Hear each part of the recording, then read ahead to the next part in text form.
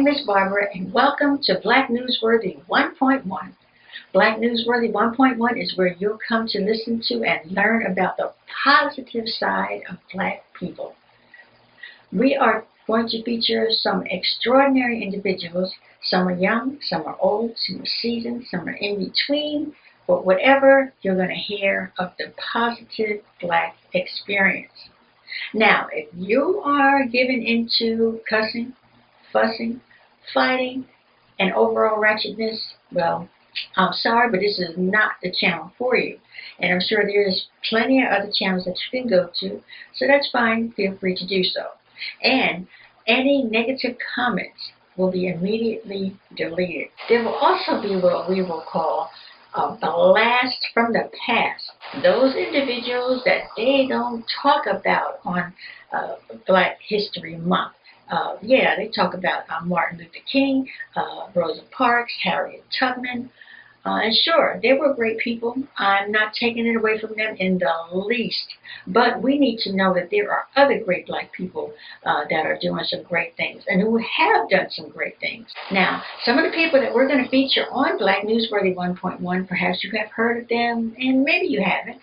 But we're going to post those people that I think you will need to hear about because they're doing some outstanding things with their lives. And it's far different from the media and what the media portrays us to be, because the media portrays us in the most negative light a majority of the time. We need more than that. Personally, I need more than that. I'm tired of hearing about the negativity, and let's just move from that. Without further ado, we're going to start with our first story. Now, our first story is about a 12-year-old by the name of Essence Moore. Okay, Essence Moore, who at the age of 6 began her entrepreneurial career. Okay, she is the owner of Essence Couture LLC, Essence Couture University, and Essence Couture Publishing. She is also a motivational speaker.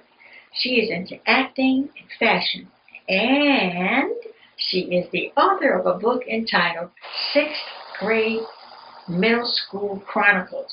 Now, what that book is about, it's about heartbreak, new friends, drama, and the teenage experience. And to think that she accomplished all that by the age of 12. If you want to know more about Essence Moore, feel free to go to www.essencecouture.com. Now, I think there's a spot on there or a button there where you can click to buy her book for maybe a teenage child of yours or a young child of yours, maybe 7, 8, 9 and up, which will be a good book for them to read about. And you might learn something, or your children might learn something. So we congratulate you, Essence, and we'll be hearing more about you in the future, I'm sure. Okay, now our next story is about a remarkable young gentleman that hails from Chicago's South Side. And he has achieved millionaire status at the age of 14. Now, how did he do that? How did he become a millionaire at 14?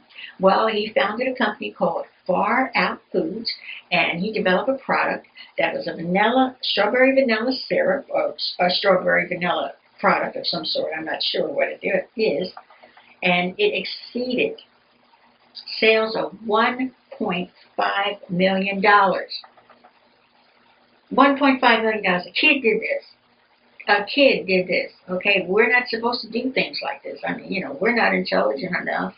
We don't have it. Yeah, right. Okay. Anyway, now get this. At the age of 21, he received his doctorate degree in humane letters from Allen University, and he published a book entitled Millionaire, 9 Steps to Becoming Rich from the Inside Out. Now, also he has another book out entitled Get Rich, Get Real, and it's a bestseller. So I think that would be something that you would be interested in getting. Now, I'm going to try to get both books if I can, but if I can't, I'll just get one and be happy, because I'm going to be happy. Okay. Now, Farrah is a Black man that we should definitely be proud of. He's done so much for the community. And as a matter of fact, he tells you how he became a millionaire in his books. And also, he's done an interview with BlackNews.com. Now, I mention Black News a lot. However, I am not affiliated with BlackNews.com. I'm not being paid to do this by BlackNews.com. I have absolutely no affiliation with BlackNews.com. Okay? So let's keep that in mind. Okay, let's get on to the next story. This is about a young gentleman that hails from Houston, Texas, who turned down, as a senior, he turned down 8 offers from Ivy League schools. He turned down offers from Stanford, Johns Hopkins, New York University, Vanderbilt, and Washington University in St. Louis. This young man knows where he is going in life. He is motivated, strong, intelligent, and determined. And as a student at Houston High School, I'm sorry, I said Texas. Okay, I was wrong. It's Houston High School in Memphis. I'm sorry. He has a grade point average of 4.58, and he has taken 15 AP classes, which is basically the Advanced Placement Program. Okay. He has also achieved a 2260 out of a 2400 on his SATs. Okay. And he received a 34 out of 36 on his ACT, which is a college admissions exam. Is he amazing or what? I'm not done though. In addition to all that, he was the president of his high school, and he's a state recognized alto saxophone player. My, you there, Ronald Nelson. Now, for more information, Ronald, go to businessinsider.com and search Ronald Nelson. Thank you, Ronald Nelson. You're making me proud. Okay, our next story is of another incredible individual. It's a young woman, and her name is Thessalonica Arzu Embry. She has managed to obtain her master's degree and is going for her doctorate at the age of 16. She earned her master's degree in strategic foresight and organizational leadership, and she is hoping to pursue a degree in aviation psychology. Okay, I didn't know such a thing existed, but okay, that's Onika. Do your thing. Okay, she received her bachelor's degree from Thomas Edison State College in Trenton, New Jersey. All right, Trenton. All right, Jersey. I'm a Jersey girl. Okay. She is probably the youngest person to receive a degree from any of Regent's 7 graduate schools, according to university spokeswoman Mindy Hughes. Okay, that is fantastic.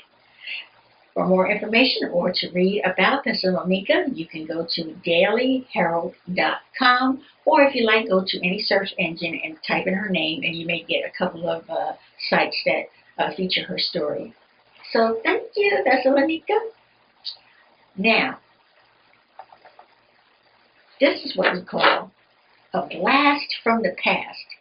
These are stories that we will feature of those people who have done some extraordinary things in the past. And this story is remarkable, and I'm quite sure a lot of you have heard of this story of this individual. She's no longer with us, but she is still, even now, making a great contribution to humanity. And who am I speaking of? I am speaking of none other than Henrietta Lacks, who hails from Roanoke, Virginia. Now, Henrietta Lacks single-handedly became a source of cells, the cells in your body that formed what is today called HeLa cells. There's H-E for the first 2 letters of her first name and L-A for the first 2 letters of her last name. Now, this story unfolds in Baltimore, Maryland, where at Johns Hopkins Hospital, back in the 50s, Henrietta went to seek a diagnosis for bleeding in her abdomen and also pain. And she was diagnosed with cervical cancer. At Johns Hopkins, she underwent radiation treatments. Now, it was at that time that doctors removed 2 cervical samples without Henrietta's knowledge. The cells from her tumor wound up at the laboratory of researcher George Otto Gay. What Dr. Otto Gay observed during his research was that unlike most cells, Henrietta cells lasted much longer. In fact, some of them did not die. In 1955, scientists cloned the cells due to a growing demand for medical research. Now, here's the remarkable part. Since then, over 10,000 patents involving HeLa cells have been registered. And researchers have used the cells to study disease and to test human sensitivity to products and substances. Neither Henrietta nor her surviving family granted permission to use her cells in any manner. Okay, now in 1954, Dr. Jonas Salk, and I'm quite sure many of you have heard of this gentleman, this doctor, because he is responsible for developing a vaccine for polio. Does it ring a bell now? Sure. Now, what people need to know is that in 1955, the HeLa cells were the first human cells to be successfully cloned. Her cells have been the subject of over 74,000 studies, many of which yielded profound insights into cell biology, vaccines, in vitro fertilization, and cancer. And in 2010, a young woman by the name of Rebecca Skloot has written a bestseller called The Immortal Life of Henrietta Lacks. Now, you can get your copy of this book from Amazon.com because I've seen it on Amazon. It's still available. Okay, and also if you want to read about the story or read about her life, you can also, a part of her life anyway, you can go to www.biography.com and search her name in the search box, or you can just type her name in and get information from other sites. Okay, so we thank you so much, Henrietta, for your contribution to humanity and medicine. And you were remarkable, very remarkable. It's just a shame that you're not alive now to see what your contribution has yielded. Thank you so much. Well, that's it for Black Newsworthy 1.1. We will be back with more stories. Not all young stories. We're going to mix it up next time. But I felt the need to go into the younger people because I thought that was so important, and that you should teach your children that we, as Black people and our children, can do so much with their lives. They really can. And to make us feel proud that we are, as a people, can do just about anything anybody else can do. We have geniuses in the Black community. We have people that are inventors. We have people that are, and it's not all about celebrity. It's about so much going on. The sciences. We have astronauts. And it's just amazing. So if I were you, I would come back to Black Newsworthy 1.1. Thank you so much. And like I said, please subscribe. Otherwise, you're not going to find out what stories we're going to have. Okay? Thank you so much. And please take care.